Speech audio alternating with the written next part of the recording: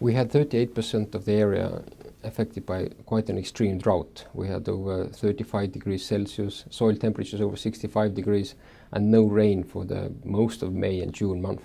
So this has taken down our crop production group-wise, because we were in these regions we had to basically write off most of the crop. But overall, we have been showing quite good efficiency improvements in the group, and the price has improved for our crops.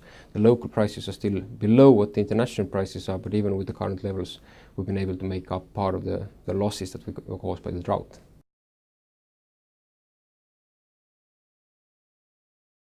The price improvements have actually been showing up now also in August, and we think there will be further price increases in the rest of the year.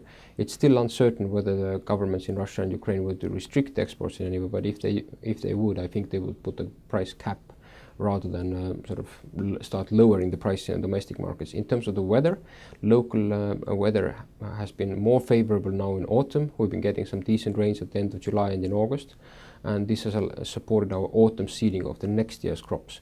And so far in autumn seeding, we've been able to seed properly, and seeding works are ongoing right now in both Russia and Ukraine.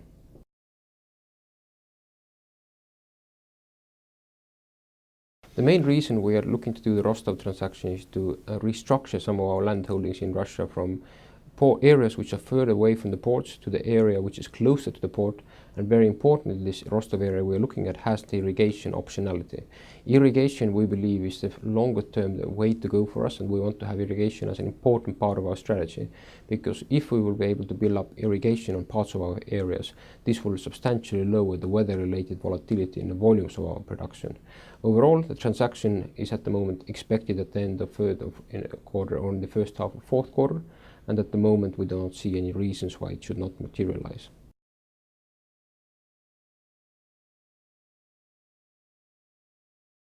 The milk production operations showed continued improvements in their financial and operating indicators for the first 6 months. We have also been able to successfully integrate the large milk farm we bought in Estonia, which more than doubled our number of milking cows in the second quarter this year compared to what we had previously.